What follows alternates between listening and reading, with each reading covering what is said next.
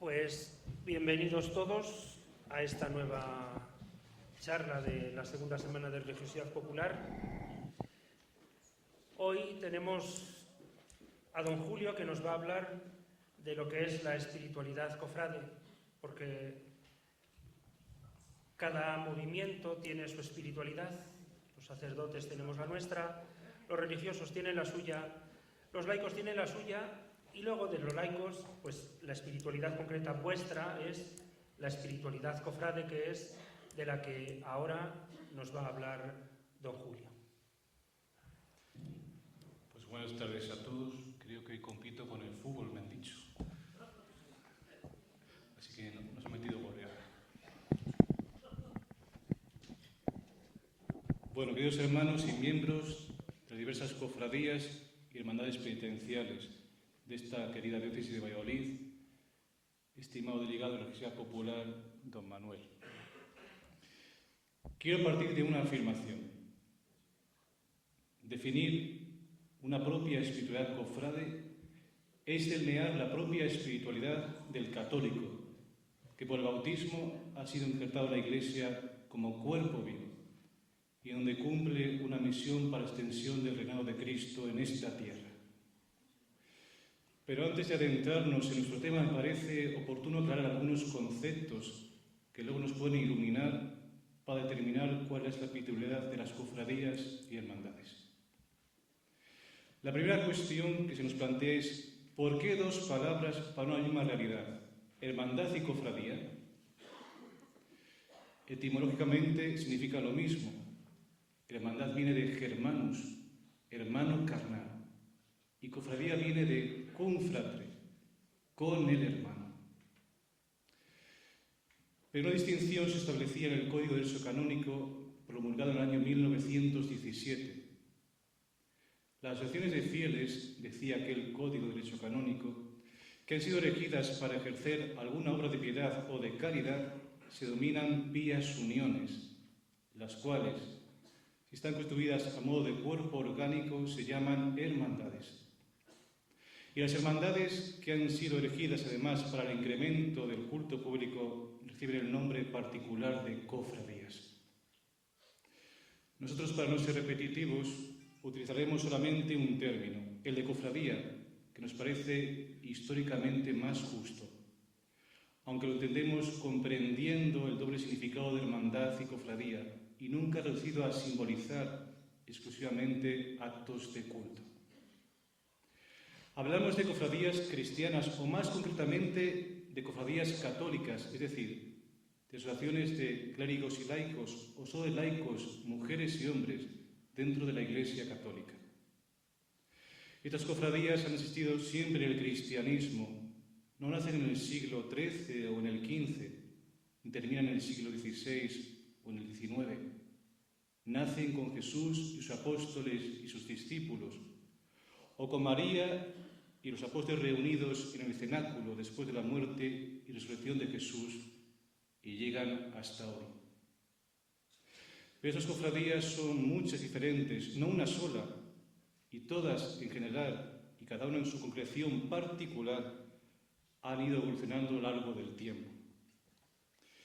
Queremos decir, para llamar la atención sobre el hecho más en alza, que no solo han existido y existen cofradías de Semana Santa o de Pasión.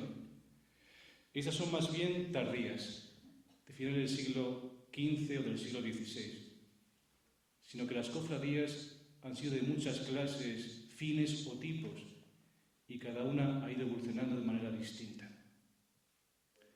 Las cofradías tienen una apoyatura humana, natural, psicológica, precristiana. Existe en el hombre una tendencia natural a asociarse, a realizarse en y a través de la comunidad, y más aún, hay una necesidad de asociarse si lo que se persigue es algo imposible para uno y difícil de conseguir. Las cofradías son y han sido a lo largo de toda su historia las instituciones eclesiásticas más auténticamente laicales y de laicos. En ellas los fieles de los siglos medievales han actuado como Iglesia, como pueblo de Dios. En su nacimiento encontramos casi siempre un grupo de laicos fervorosos, frecuentemente dirigidos y movidos por alguno en particular, que en algunos casos puede ser un monje, un fraile, sacerdote o párroco de la iglesia donde nace la cofradía en concreto. Es hora ya de preguntarnos, ¿qué son o qué han sido las cofradías? Una primera respuesta se nos antoja que debe ser la que da el actual Código de Derecho Canónico, en el Canon 298. Existen, afirman, en las iglesias asociaciones en las que los fieles clérigos o laicos, o clérigos junto con los laicos, trabajando unidos, buscan fomentar una vida más perfecta, promover el culto público a la doctrina cristiana, organizar otras actividades de apostolado, a saber, iniciativas para la evangelización, el ejercicio de obras de piedad o de caridad y la animación con espíritu cristiano del orden temporal. Entendemos que una cofradía de Semana Santa o de Pasión es la asociación de fieles, en la mayoría de los casos exclusivamente laicos, que une dos elementos. En primer lugar, la contemplación de la pasión y muerte de Cristo.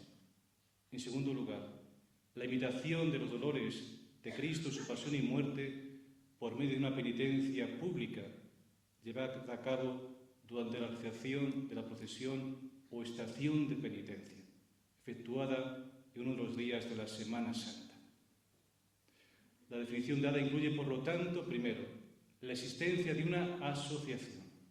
Segundo, la contemplación de la pasión y muerte de Cristo. Y tercero, la imitación pública de dolor mediante la penitencia pública. Lo dicho nos explica que las cofradías de Semana Santa o de Pasión nacieron en el primer cuarto del siglo XVI, dentro de un contexto que permitió su crecimiento. Desde el siglo XIII en adelante, la teología, la mística, las devociones se centran más en Jesús hombre que en Jesús Dios, pero sin nunca negar su divinidad, lo que permitirá la contemplación de toda la vida humana de Jesús y también más durante los siglos XIV y XV de su cruel y acerbada pasión y muerte. Las cofradías de Semana Santa o Pasión nacieron pues para contemplar la pasión y muerte de Cristo e imitarla mediante actos penitenciales. Estas son sus características más importantes, o mejor decir, exclusivas. Fíjense que estos mismos sentimientos los encontramos en la liturgia, al menos desde el siglo XI hasta el Concilio Vaticano II. Pero podemos hacernos una pregunta en nuestro recorrido, en nuestra exposición. Las cofradías de Semana Santa nacieron para practicar la caridad, para realizar acciones benéfico-asistenciales, para cumplir las obras de misericordia. Podemos responder que en principio no, aunque no las excluyen. Las cofradías de Semana Santa, Pasión nacieron, como ya hemos dicho, para contemplar e imitar la pasión y muerte de Jesús. Ahora bien, también estas cofradías se preocuparon de la vida espiritual y a veces de la temporal de sus hermanos y cofrades. En este sentido, las cofradías de Semana Santa querían que sus hermanos y cofrades hubiesen confesado y hubiesen recibido la Sagrada Comunión antes de la celebración de la estación de penitencia. Se preocupaban por los hermanos enfermos, a los que visitaban para que comulgaran, recibieran los últimos sacramentos, o de manera especial cuidaban todo lo relacionado con el entierro de los cofrades difuntos, de sus padres, hijos, especialmente la solicitud por los pobres. Y otra cuestión surge en nuestra andadura. ¿Nacieron las cofradías como movimientos comprometidos por la fe y la defensa de la Iglesia, sus dogmas y sus fines? Debemos distinguir el momento en que nacieron y otros momentos por los que han tenido que pasar a lo largo de su historia. De todos modos, afirmamos que las cofradías nacieron y se han mantenido como confesoras de la fe expuesta en los dogmas de la Iglesia, más que como defensoras de los mismos, y siempre en comunión con la jerarquía eclesiástica. Como ya hemos afirmado anteriormente, las cofradías de Semana Santa no nacen espontáneamente sin un humus que las haga fructificar, sino que necesitan de un clima teológico y devocional propio. ¿Cuál fue este? Ya hemos dicho que en la historia de la contemplación y devoción de la persona de Jesús podemos trazar como una raya que la corta a comienzos del siglo XIII. Con anterioridad, la especulación teológica, la contemplación, la devoción se fijó más en la divinidad de Jesús. En cambio, a partir del comienzo del siglo XIII, en concreto a partir de la persona de San Francisco de Asís, se origina un nuevo camino, el de la reflexión, de la contemplación y de la devoción de la humanidad de Jesús. La humanidad de Jesús completa, desde su nacimiento de una virgen a su pasión y muerte sobre una cruz. Su unidad completa, igual y semejante a la nuestra en todo menos en el pecado. Su humanidad, por lo tanto, que nace, crece y se desarrolla, que tiene necesidades y que sufre hasta abrazar la muerte. Este hecho será el que permitirá que a partir de San Francisco de Asís y su influencia, a lo largo de los siglos XIV y XV, se haya contemplado de manera especial por teólogos, contemplativos y místicos, y bajo su influencia por el pueblo fiel, la pasión y muerte dolorosa de Jesús. Se estudian y se contemplan por todas las escuelas religiosas y místicas, franciscanos, dominicos, agustinos, cartujos, la llamada devoción moderna. Los dolores morales, espirituales, internos y los materiales y externos de la pasión de Jesús, como son la afrenta moral, el abandono de los suyos, de sus amigos, de sus apóstoles, de sus íntimos, los golpes y empellones recibidos durante el proceso de la pasión, los latigazos, la coronación de espinas, la condena por los tribunales, las caídas a lo largo de toda la pasión y durante el caminar hacia el Calvario, la desnudez y el sacrificio en la cruz, la exaltación de la propia cruz, la agonía de Jesús en lo alto de ella, abandonado por los suyos e improperado por sus adversarios, la muerte, la lanzada, la entrega del cuerpo, la conducción al sepulcro y el entierro. No es ya extraño que dentro de este contexto, que se alarga durante los siglos XIV y XV, puedan formarse asociaciones que se dedicasen exclusivamente a esta contemplación de la pasión y muerte del Señor. Algunos elementos o algunos motivos fueron objeto de mayor contemplación y devoción al inicio de las cofradías, como son los siguientes. Primero, la cruz de Cristo. La verdadera cruz de Jesús que Santa Elena hallaría en Jerusalén hacia el año 335 después de Cristo. La cruz sola y verdadera, gloriosa y triunfante, donde Cristo ha vencido y nos ha redimido, cuya fiesta se celebra en tiempo de Pascua de Resurrección, el 3 de mayo. Solo a finales del siglo XV se va a producir un cambio, y de cruz gloriosa y victoriosa va a pasar a ser considerada como cruz dolorosa, donde Cristo ha muerto, invitándonos a cada uno a llevar nuestra cruz siguiendo sus pasos. Segundo, la sangre de Cristo, la preciosa sangre de nuestro Señor. Junto a la cruz creemos que fue la sangre de Cristo otros grandes motivos de devoción durante los siglos bajo medievales. Devoción a la sangre de Cristo ya afirmada en el Nuevo Testamento, cuando se nos dice: bebed todos, que esta es mi sangre, la sangre de la alianza, que se derrama por todos para el perdón de los pecados. Lo que se repite también en otros textos evangélicos similares, especialmente el texto de Juan, donde comenta: fueron los soldados y le clavaron las piernas, primero a un crucificado y luego al otro. Pero al llegar a Jesús, viendo que ya estaba muerto, no le quebraron las piernas. En cambio, un soldado traspasó el costado con una lanza e inmediatamente salió sangre y agua. Nos hallamos ante un milagro que revela al mismo tiempo la realidad del sacrificio y la divinidad de Jesús. La exégesis pronto llamó a la importancia de este pasaje, confiriéndole una interpretación sacramental, interpretando la salida de la sangre como símbolo de la Eucaristía y la del agua como símbolo del sacramento del bautismo. La influencia de la sangre o del Cristo de la sangre fue muy grande en la iconografía cristiana de finales del siglo XV y principios del siglo XVI. No nos cabe la menor duda de que la devoción a la sangre de Cristo es la que produjo el cambio de la devoción de la cruz gloriosa a la cruz dolorosa donde Cristo ha sufrido su pasión. De manera que la mayoría de las cofradías de la Santa Veracruz y sus crucificados, tan extendidas desde el siglo XVI, aparecen como cofradías de la Santa Veracruz y sangre de nuestro Señor Jesucristo. Otras devociones similares, también difundidas durante los siglos XIII al XV y muy entroncadas con la de la sangre, influyeron en la aparición de las cofradías de Semana Santa o de Pasión. Se trata de las devociones que no podemos más que indicar en este momento, pero que las recordamos.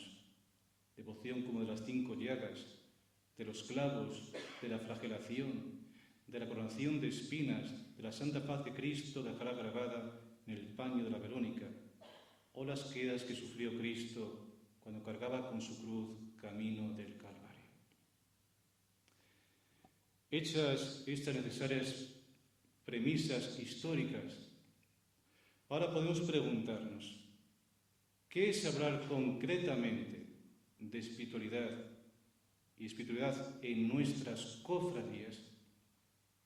Es vivir del mismo espíritu de Cristo, el Señor, como Él mismo proclama en el Evangelio de San Lucas. El Espíritu del Señor está sobre mí. Él me ha enviado para anunciar el Evangelio a los pobres, para proclamar el año de gracia del Señor.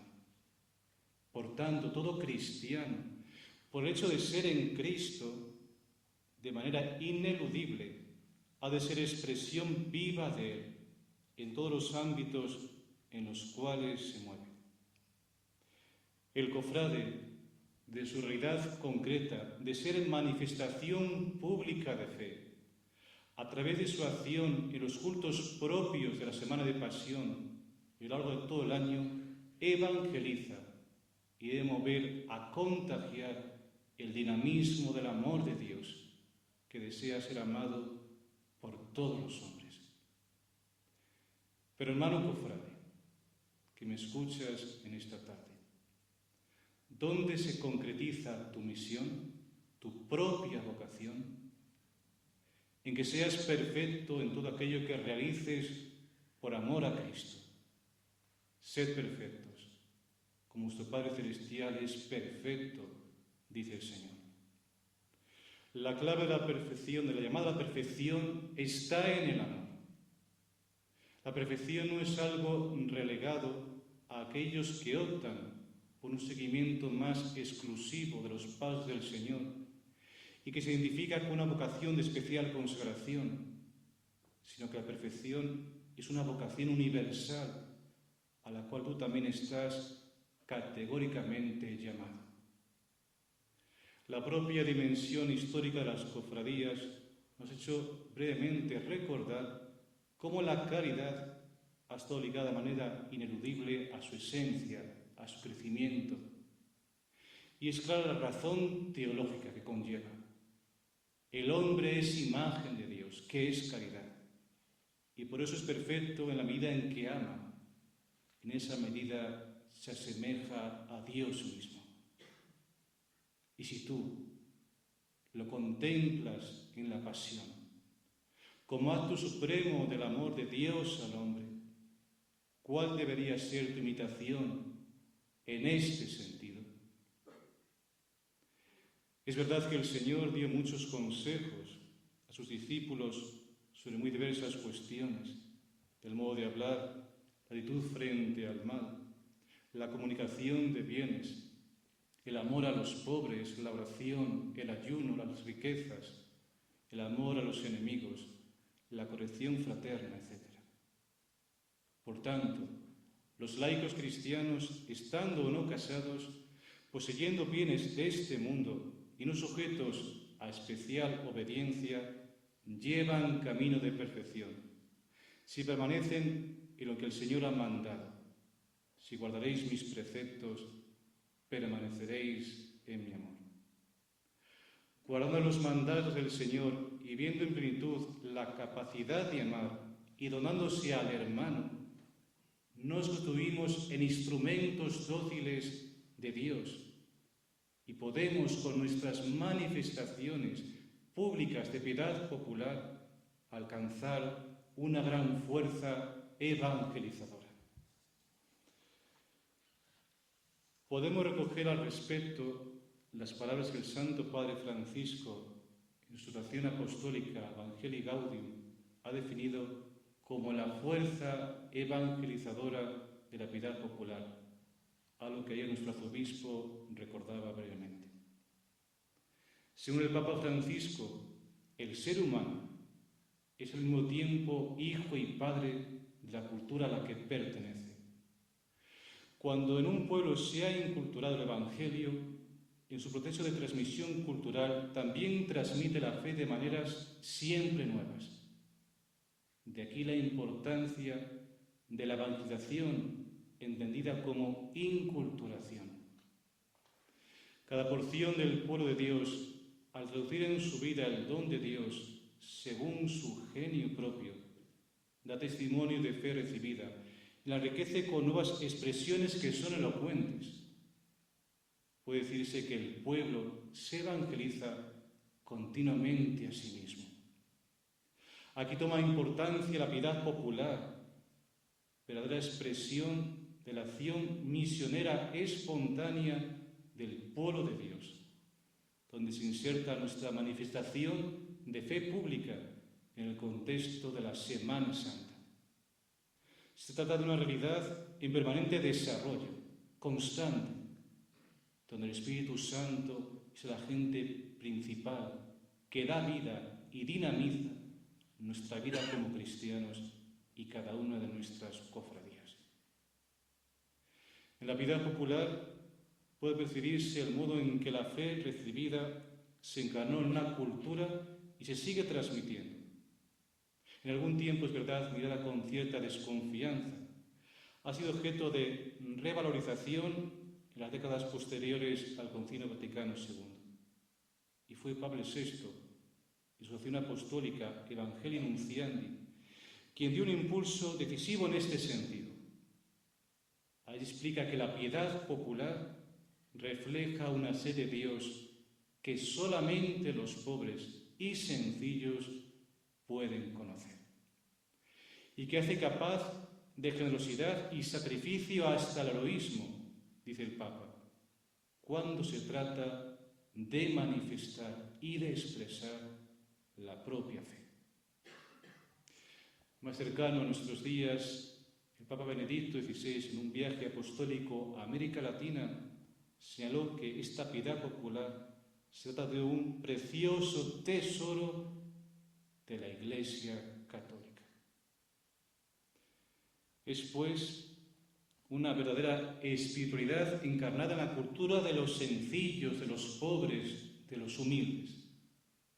No está vacía de contenidos, sino que los descubre y expresa más por la vía simbólica que por el uso de la razón instrumental. Es una manera legítima de vivir la fe, un modo de sentirse parte de la Iglesia y una forma de ser misioneros. Conlleva la gracia de misionar, de salir de sí, de peregrinar. El participar en manifestaciones de la piedad popular, también llevando a los hijos o invitando a otros, es en sí mismo un gesto profundo de evangelización. Las expresiones de la piedad popular tienen mucho que enseñarnos y y para quien sabe leerlas son un lugar teológico al que debemos prestar cierta atención, particularmente a la hora de pensar la nueva evangelización. No coartemos ni pretendamos controlar esa fuerza misionera, enfatizaba el Papa Francisco.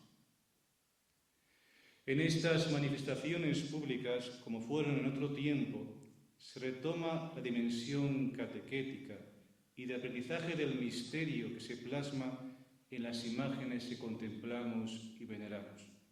Fue y es hoy en día de nuevo, en medio de una sociedad herida de secularización, expresión viva de nuestra fe. En cada uno de los pasos de la vida de Cristo, durante su pasión, se ofrece al pueblo de Dios una rememoración del misterio de nuestra redención y un asentimiento de aquello que contemplamos, de lo cual vosotros, hermanos cofrades, sois instrumentos válidos y comprometidos. Y cuánto más es eficaz y canal de gracia de Dios si el instrumento vive en coherencia de fe y asimila el mandato de la caridad como fundamento de su vivir cotidiano. Es decir, recapacita en lo que manifiestas públicamente. Eres canal de evangelización en aquello que silenciosamente realizas. Otro aspecto dentro de la espiritualidad cristiana y, por tanto, de todas y cada una de las cofradías es el acercamiento a la palabra de Dios como verdadera fuente de espiritualidad para el cofrade. Muchos han escrito que las imágenes sagradas son la Biblia de los sencillos.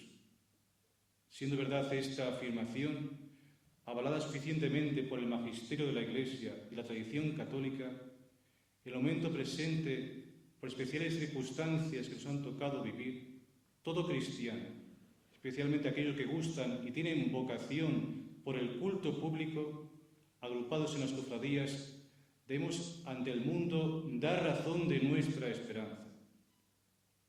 Para esta tarea apasionante y difícil, la palabra de Dios es camino, verdad y vida.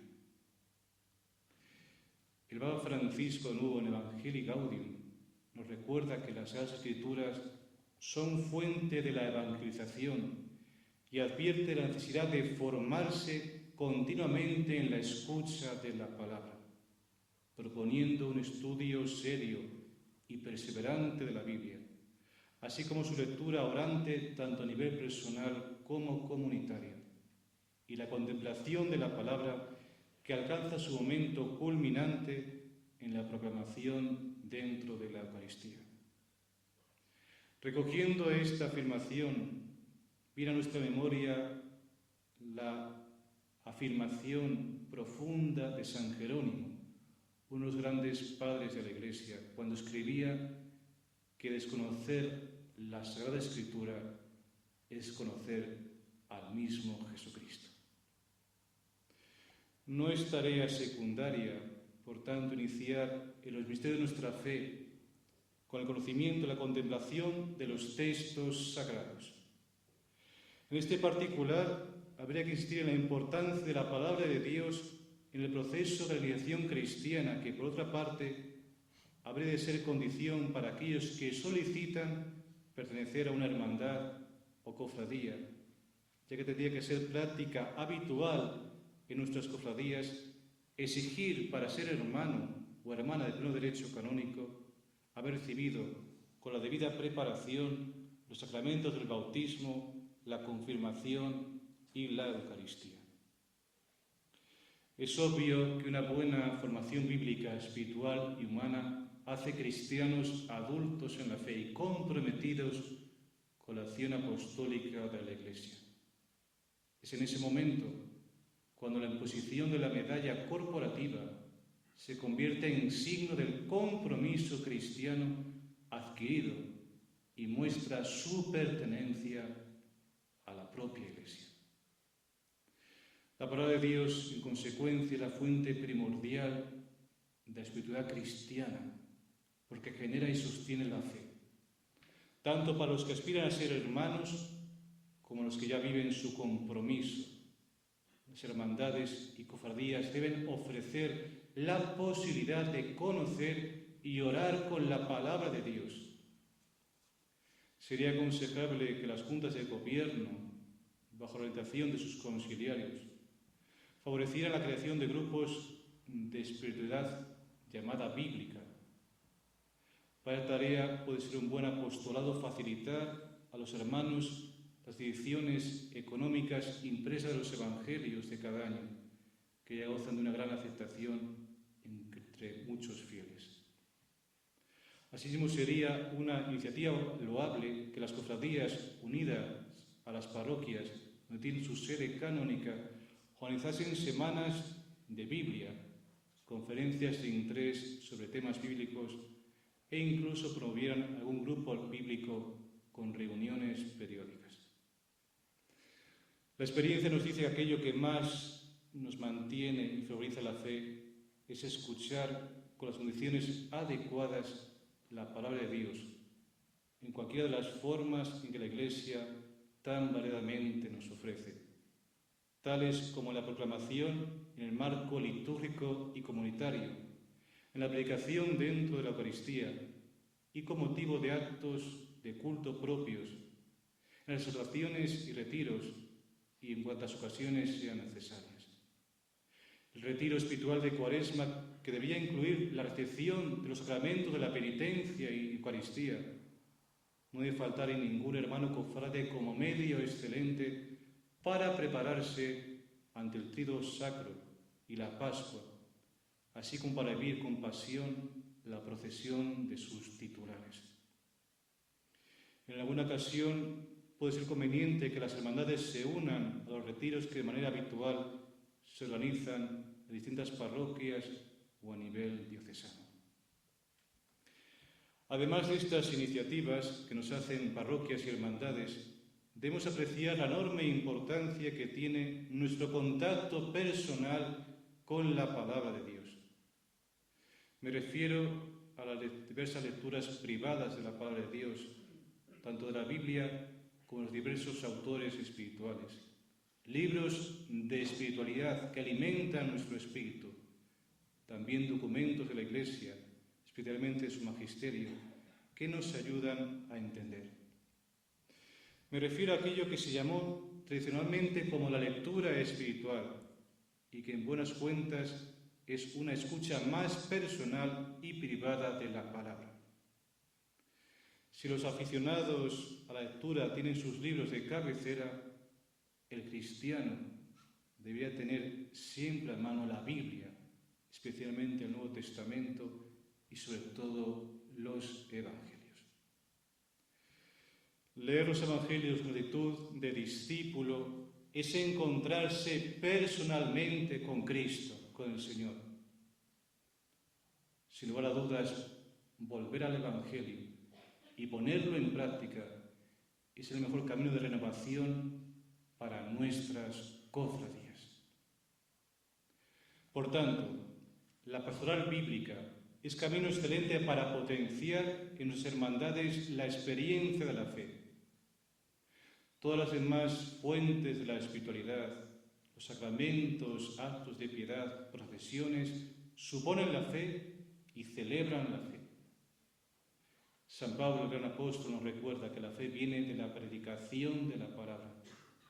Y Jesús nos dirá que el auténtico seguidor de su persona es aquel que escucha la palabra, la coge y la pone en práctica. El fruto espiritual está en proporción a la acogida de la palabra tal y como se nos presenta bellamente en aquella parábola denominada del sembrador. Por otra parte, no hay cofradía sin que surja una preocupación social o benéfico-asistencial muy seria. No debe haber una hermandad o cofradía sin una bolsa de caridad, sin una obra asistencial, sin una atención diaria a las necesidades de sus hermanos, también los cofrades, y no solo los cofrades, y todas las gentes que vienen a pedirles una ayuda, como se realizaba y que hemos visto previamente, recordando la historia, en el crecimiento y desarrollo de las cofradías. Una última preocupación ha aprendido en las hermandades y cofradías, la llamada cultural. Ha comenzado a preocuparse por recopilar sus archivos. Hay que recuperarlos y custodiarlos igual que se defienden los objetos artísticos. Se celebran conferencias sobre su historia y sobre su espiritualidad. Se organizan semanas sobre fe y cultura, mesas redondas, reuniones periódicas, semanas de espiritualidad, cofrade, espiritualidad de la Semana Santa, de la sociedad popular como la cual nos encontramos.